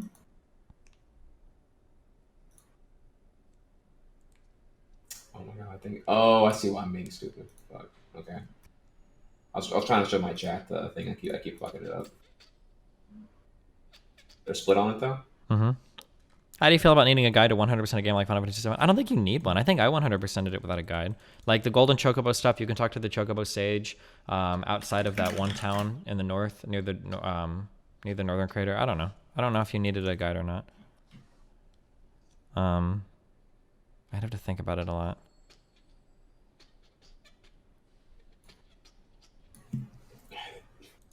Sorry, I took a second to show my chat. I was telling you to show your chat. I didn't show mine at all, so I was being a back. Yeah, we got 50-50 on this. So all right, we're done with this guy. Interesting. Yeah, interesting manner. So let's see where that goes.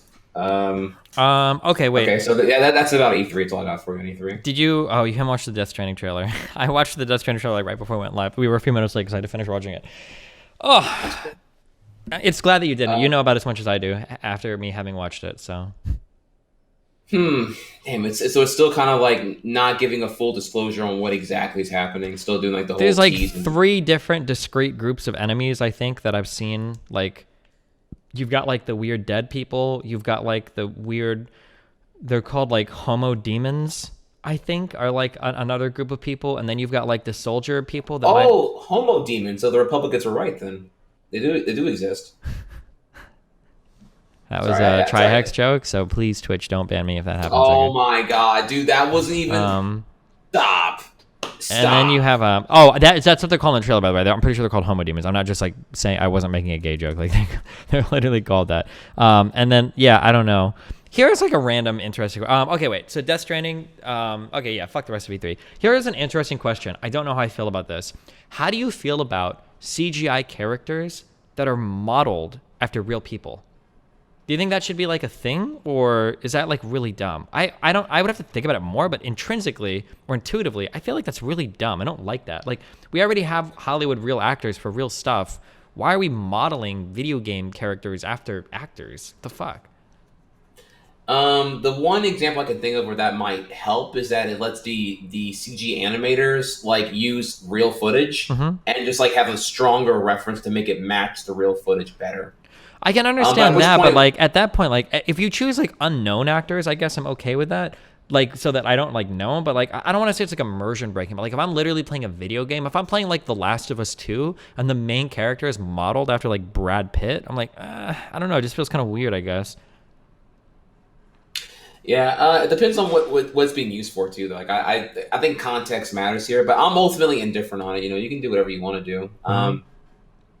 You know, you might be able to you might be able to infer something based off of who the actor is that's being depicted. You know, maybe have a contrast here. Maybe have a render of Brad Pitt and to have him be like, you know, a narcissistic asshole or like some I don't know, everything opposite of Brad Pitt, perhaps.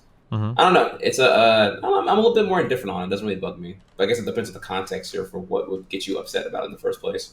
I hope halfway through the game, I hope that you uncover something and it's like Metal Gear Solid 5, like the links to the. Oh, no, wait, pause. It won't. Right.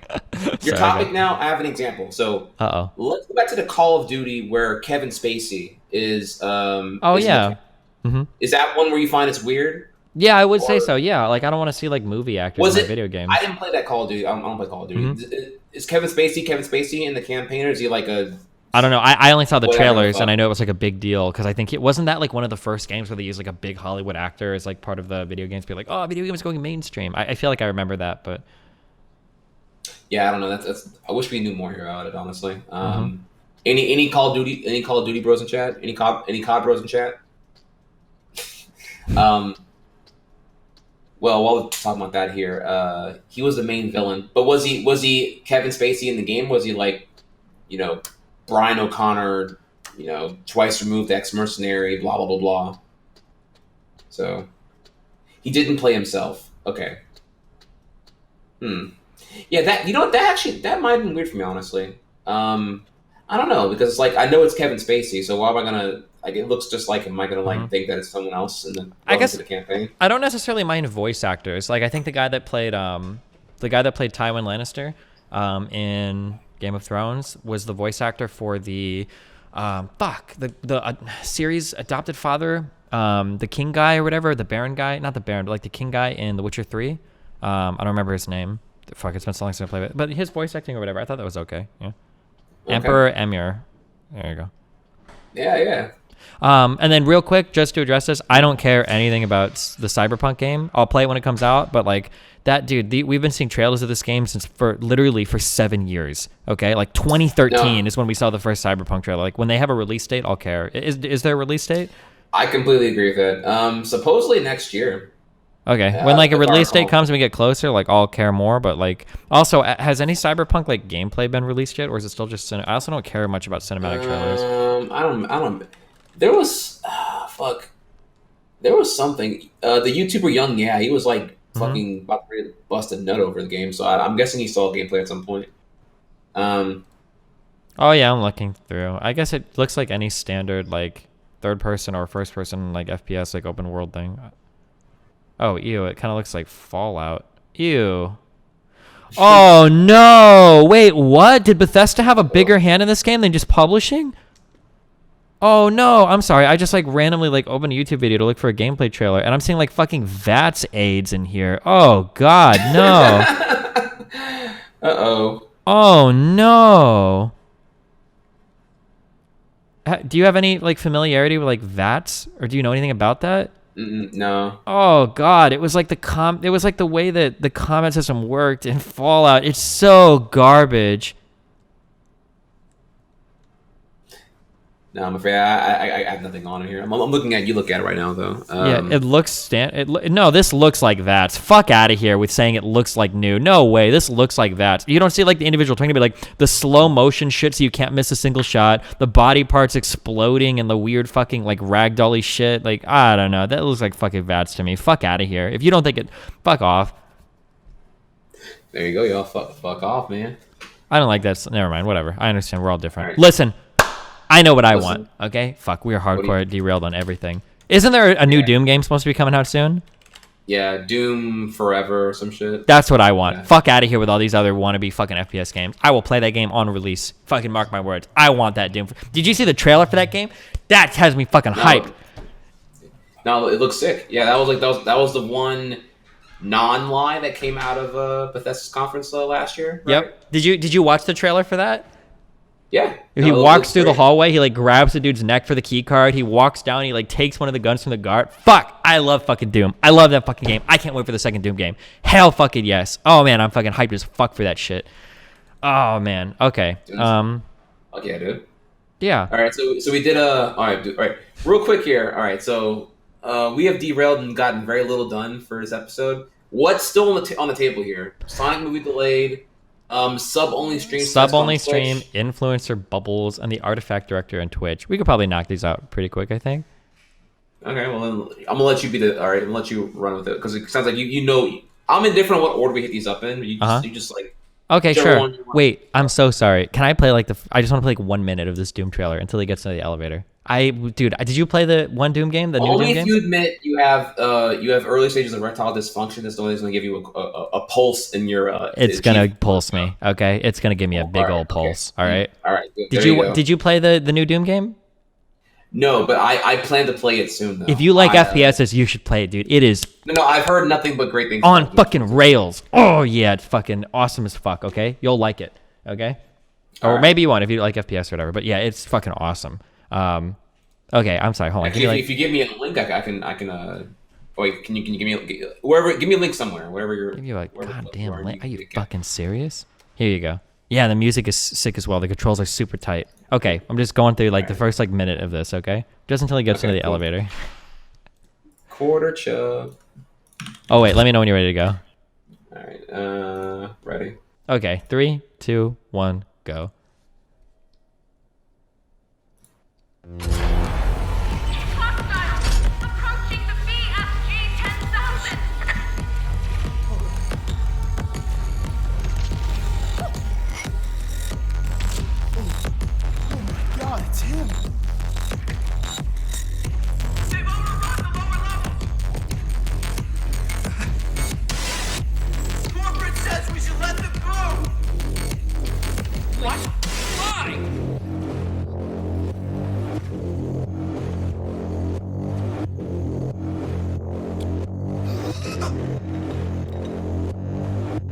Access granted.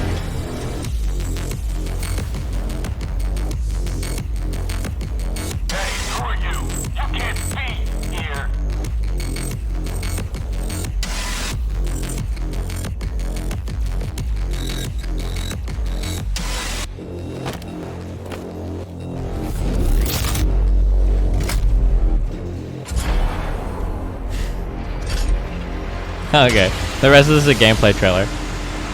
I fucking love this first game, dude. Holy shit. Oh, fuck, it was so much fucking fun, dude. Okay, I'm done. I'm done fawning over Doom. I'm sorry. All right. No, it's worth fawning, dude. That because Doom is like a mostly like a single player game, right? Yeah, it is. No. I mean, like, Doom is only single player. They released a multiplayer thing for it, but like it's made by a totally different company and it's not representative of fucking anything. Okay, that's why I remember it being noteworthy because it was a game that didn't have like you rarely see like single player only games these days. Usually it's like we gotta pursue monetization somehow or further beyond the point of entry of paying $60. So we need to just like throw in more shit at it. Throw in multiplayer, throw in cosmetics, throw in all that stuff. And I hear Doom has been refreshingly not going all in on that. It was just like hey, our game is great, single player, have fun, enjoy it. Okay, so it's pretty awesome. Let's let's like rip through these topics. Okay, boom. Sure. Subscriber only streams on Twitch. Okay, so the blow up here was that someone saw a testing of sub only streams where you'd be able to see the demo in question. You'd be able to get like a 5-minute or so sample of the stream, and then you'd be prompted to subscribe or not be able to participate anymore. And the implication here was like is Twitch going to add this feature to give it to all partners so they can pursue this or what? Now, the boring answer here is that apparently it's a test for the Overwatch Season Pass League thing or the Overwatch League thing or whatever. You can buy the Overwatch League Pass, and the idea here behind that is when you buy that, you'll be able to Blizzard can implement this as they want to paywall off any of the things. I don't know, however they want to do it. But before I knew that, I was exploring the idea of what if this feature came to Twitch wide and partners were able to utilize sub only streaming, and what that would mean for the meta of streaming going forward. And the boring answer is everyone's defaults are okay, what if it's going to be a cam girl shows all fucking day or whatever. But that to me is a very boring take. The thing I talked about extensively on my stream was what if you had the possibility to do dual casting? You could stream, you could fire up OBS and do one stream to your main feed and do a secondary stream that would be exclusive to subscribers or tier 2 or tier 3 higher. And by that, what I mean is what if you can add a unique camera angle to your sub only stream feed? You open up Destiny's stream, you click the little gear widget in the bottom right corner, and there's a dick cam. That's what you're talking about, right? You go to camera angle B, and I can see Destiny's Burt sky cam mounted to a ceiling that you would install, or a cam over your desk that gives you a POV of your keyboard and mouse whenever you're doing your Uber macro when you're playing StarCraft or whatever the fuck. What innovations could streamers do if they were given it won't, unfortunately, it won't work that way, I don't think. The sub-stream is just the ability to turn, it's not to give you a second actual ingest that you could stream a whole separate stream to. That would be interesting, but this is a big non-issue. Most people aren't going to do sub-only streams. They would probably lose a fuck ton of views doing it. I think it's an interesting idea, though, to do sub-only streams as maybe it could power your sub days more. So for instance, a lot of streamers will do sub Sundays or whatever, and you usually get shit viewership on those days. Maybe on those days it makes sense to do set the stream to sub only or some shit. I don't know, or during certain talks, if you want to be really personal with your audience, maybe you could turn it to sub only so you don't get a lot of trolls from the outside. I mean, I could see it being used sometimes, but people freaking out about it are real dumb. Do you think that not everybody's going to turn on sub only streams? It's going to be super because there's no way you can grow. You're just maximizing the intimacy of what you already have. You can't grow your fan base when you add an obnoxious paywall. Yeah. No, I completely agree with you there. Yeah, nobody's gonna fucking ruin their streams on sub only streams or some shit. Yeah. So that was that topic there. Yep. There's an influencer bubble. This is real dumb. Some basically old Instagram influencer, or I say old, but somebody that has 2.7 million subs tried to sell shirts, and she couldn't even sell 35 shirts. And so some people, I guess this random article was talking about the idea that maybe influencers are a bunch of bullshit online and they can't actually move any product at all. Although it sounded with this girl, her Instagram was getting pretty dead compared to where it should have been. And I guess I heard some people say she didn't promote the shirts at all. She had correct. So her execution of the launch of her clothing brand was very mediocre. But the reason why I found this relevant to you talk about it all is the fact that in a bigger debate here is the influencer bubble bursting. is the question I had. I mean, I don't think so. Like, or at least not like in the Twitch world, but maybe outside of that, I don't know how much influencers get paid like on Instagram without like having a stream or YouTube. I guess particularly I'm on Instagram. So I'm not savvy enough in Instagram. I don't even get how Instagram honestly works. I don't know how like, and it's weird because it's kind of like in my purview a little bit, but like I don't know how girls with like 50,000 like Instagram Instagram like followers end up getting flown like all over the world to do crazy shit. Like there's no fucking way that you command that much market, like that you actually push that much product. There's no way, unless people are like flying you around because they want to fuck you or some shit. Like let's pause there. Okay. I asked, I spoke to some girls, some people and females, a couple of times, and the makeup market is actually fucking insane. Like the makeup market is ridiculous. For that, for people that like revolve around like certain products, I could believe that. For like a makeup or like an art market, sure. I guess I'm just thinking. I guess I could be really biased here. Maybe I just haven't looked into a lot of Instagram influencers. But when I think of like Instagram influencer, I'm usually thinking of like ultra sexy girl that doesn't do or promote anything. You just see her like all over the world, like in every picture she's like in a different country, and it's like, how the fuck are you like? I always assume that anyone who's being flown out is usually on some kind of agenda to like sell a product, or this trip's being powered by either a certain brand of like. But like, do you think that like horny boys that are following are horny boys that are following like a 40K follower like Instagram model to see pictures of like her ass? Do you think these people are really buying products the same way that somebody like a YouTube sub or like a Twitch sub might? I have a really hard time believing that. No, that's a valid point. That's where I don't know enough about the Instagram meta to really say further. That's why I thought maybe you had more insight on it, because I don't know, is the influencer bubble bursting? Is it or is it not? I don't really fucking know. I can't tell either. But yeah, particular to the girl here, I don't know her name, Arista, or I forgot how to spell her name, but Arita. She, her launch of this brand thing was like really mediocre from what it seemed to be. But yeah, just yikes though. That's what I had for you. I thought maybe you had more to talk about there. But cool. And then the final thing is the artifact directory on Twitch. It's not too much to talk about here other than the real question here is, how the fuck did it take Twitch so long to get that shit under control? There were like feature-length films and porn running for hours. How? Easy. Memorial Day weekend. A lot of staff were out that weekend. No way does a tech company just like have no moderation available during a holiday weekend. I can't believe that. No fucking way.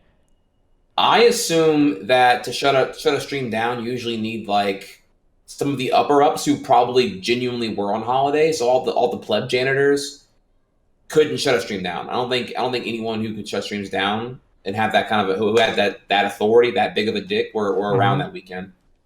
That because you saw the minute Tuesday morning hit, them things were fucking being knocked out like Thanos snaps. Like they were like channels were not even on for like more than 10 minutes at a time. Like things got really tightened up by Tuesday. I don't know. I heard that they were like streaming like the New Zealand shootings and shit were going on for like over an hour, like on some of those streams. Dude, I don't even want to tell you about it. Like there was a lot. Dude, there was porn. There was hentai. There was dude, what did I see there? There was Endgame, Infinity War, Shrek the Fourth, Austin Powers. The Endgame streams apparently got shut down in minutes. People were saying like, I don't think anybody fully watched like Endgame. Those apparently got shut down real fucking fast. I don't know. Saturday night, I saw like, well, I shouldn't say I saw. I had a tab open that I wasn't actively having my eyeballs pointed towards, even though I'm confirming the existence of it. Had Infinity War with the Chinese subtitles on for like the last 40 minutes of the movie. It was on for a good while. Oh, never mind. So, people are saying they watched lots of Endgame, so... Yeah, Endgame came on multiple times, so it did not just play once. It played they had like a union of streamers, so like every time one went down, another could pick it up, and you could hop from... Dude, it was amazing. By Sunday, dude, it was like they had it so organized. They let you know, hey, here's my next 3 burner accounts. Follow these in case I get shut down. They had them already ready. If they'd been over an hour, they would swap anyway because that way they wouldn't get burned mid broadcast. Some of them had like burner discords to tell you where to go. That way, none of the staff could like skim the log to see where the next name was going to be. It got pretty organized by the end of it, dude. It was kind of funny. Okay. There was all that going on. I'm obviously gonna bring up like the LOL piracy ones. There were some negative ones. There was one called "N word's not a bad word," and it was just it was what you thought it would be. So it was that, and that one had like 700 viewers for like an hour and a half straight. So come on, bro. All right, well, I was Now, burned. but here's one notable fact though, if you didn't know, Twitch actually disabled the All news. creation. Huh? If you were a new broadcaster or whatever, and you made a new account, you weren't allowed to stream on Twitch for a while. Yeah. Yeah, I think it was like what was it for a whole day or was it like a half a day? I don't know how long it lasted. I just saw the tweet. I didn't see when they stopped it though. Yeah, because I had to get under control. You know, and then of course that day of my chat, some people were like, "I don't get it. Why don't they just delete the artifact directory?" And I'm like, I mean, they might as well. You know what that would mean though? Like that means that you can just abuse a game so hard that you can cause the actual deletion of a directory. Like if you delete artifact directory, which I get is an exceptional situation right now, but like if you actually accomplish Twitch choosing to delete that directory, wouldn't they try to do that in other directories just to like cause further chaos? Mm-hmm. So it's like you're setting a precedent of giving influence to toxicity and negativity. I mean, to some extent, they do already. If somebody donates like the animal to a stream, it gets shut down. What am I looking at? I'm looking at the artifact directory right now. Oh, is it still bad? Wait, no wait. It's still bad. No way, dude. I thought they got cleaned up now. No way. Why are you laughing? I don't know. Do you have my stream open? Oh wait, I'm sorry. Anthem. I'm sorry. This is Anthem, not Artifact. My bad. Oh, okay. Are people like trolling like different sections now? I guess there's like 100 Seal MP4 fucking things being streamed. That's not. I'm sorry. That's not Artifact. That's Anthem. My bad, guys. Yeah, and I can't tell. Yeah, there's I can't. Really, it's not. It's calmed down now. It's definitely not what it used to be. Shit. What was the other thing? Okay, so we talked about that. Oh, well, wait. Can we talk about the crossfire? Didn't you know there was one person who got bopped in this whole thing, right? In what? The artifact crossover here. What? Not Nim. Who? Alinity. She got a 3-day suspension because she accidentally clicked like a porn host or whatever. Yeah. That. Yeah. Did that get revoked or did that actually happen full? Oh damn. That's probably a full-on thing, yeah. Oh, that's crazy. I don't know the whole context. I just know so what? Someone who was doing an artifact troll stream hosted her. She was unbeknownst to her of the context of the artifact directory. She clicks the link on camera, on stream, active monitor, and shows whatever it was showing, which was not TOS stuff. Yeah. Is that correct? Pretty much, yeah. Not TOS stuff is a nice way to say, yeah.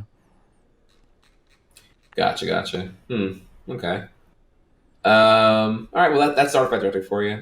Yeah. It was a shit show weekend, but Damn. Speaking of Instagram influencers, somebody linked this Sarah Underwood, 9.2 million followers. Her engagement is horrible, like less than 1% on almost every picture. Holy shit! Oh. Like just for likes. Well, let's slow down there. One, dude, the bots are actually out of control though. Whenever you I don't know what the morality is on IG, but like there's the point where I'm just like, okay, like how much is this? When you can just pay, like what are like okay, like I've never shopped for it, obviously, but like when it comes to getting bots to get follow count clout, isn't it like it's like really cheap? Like $100 will get you like a fuck ton of bots on your shit, from what I recall, like right? Yeah, it might. Yeah, I don't know the prices because I haven't looked into it. Yeah, I don't know the price either, but yeah, like you can get several. If not 10,000 plus, you can get several thousand like followers from bots for like I don't know if I'd say pretty cheap, but like $100 or less. So okay, all right. Well, hey, what are you doing today? I gotta head over to. I said I was doing a raw show at 2, so.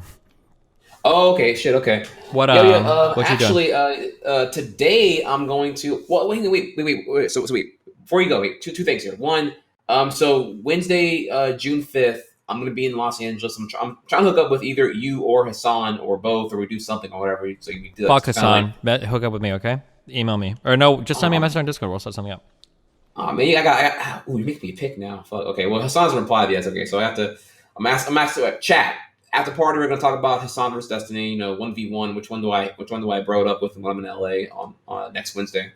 Okay. So and then 2, Twitch Jeopardy. It's a thing apparently. I hit up people here. I don't know if that's something you'd want to do at some point. Probably not. You're a busy guy, but threw it out there for you anyway. Twitch Jeopardy is a thing. It's pretty cool. It's really really toxic, and I might go on there the week after next and hop on that. Wait, real quick. Yeah. You said you're gonna be here Wednesday night? I fly out 1 a.m. Thursday morning, so I have until about 11 p.m. I'm free all day. Oh wait, so Thursday night. No, I leave Wednesday. I leave Thursday morning. Oh wait, that's when you leave to go home, right? Correct. Yeah. Oh, yeah. when do you get in? I'll be in Monday, but I got to do that Irvine conference shit Tuesday. So after Tuesday evening, like in other words, Tuesday evening until Wednesday evening, I can do yeah, what I'm getting at is that I'm sorry, David Packman is going to be in town and he wants to do dinner on Tuesday night. So if we could set something up between the three of us, that would actually be really cute. Ooh, that'd be fucking sick, dude. Actually, damn, that'd be really cool. Actually, yeah, I can. If you got a time, I think I feel if my shit's done by 6 p.m., I can probably make that happen. Yeah, or we can eat a little bit later. Yeah, we can set something up for sure. Okay, cool. Cool. Yeah, I'll keep you posted for sure. Cool. But yeah, no, today, y'all, I'm doing Mario Maker after party of the DT podcast, and it's my last stream before I head out for a full week. So I'm gonna see y'all on my stream. It's gonna be chill. We're gonna wrap up this week long extravaganza and go from there. Pretty simple. Okay, cool. All right. Well, hey, I'll send you guys over to him, and then I'm moving over. What are you doing on Raj? I don't know. It's some reverse. I shouldn't have said yes. I was being real thirsty. I was stupid as fuck, but I'm going over. Yeah, it's real dumb. I just want to play World of Warcraft, but just so y'all understand, y'all, this is an example of post-nut clarity. Shut the fuck up. Okay, listen, I'm going. What do you think? I just fucking jerked off on this show? Fuck out of here. Okay, I'm hosting. Average Twitch user.exe. Hosting trihex, and then I'm gonna be on Raj's show for a few hours. Definitely not playing World of Warcraft in the background this minute. So, all right, have fun. Reprino, cappuccino. Thanks for joining us on episode 20 of the DT podcast. We'll be back. I don't know, probably not next week because fucking Trihex is traveling again, so we'll see. No, fucking next Wednesday, DT podcast live. Maybe, yeah. We'll try and set it up. Oh, because I have like my big couch now. Maybe we can get everybody in here and do it. Yeah, we can do the Bachelorette couch, Pornhub couch. Maybe, yeah. Okay, all right. Yeah, all right. Peace out, guys. See you later.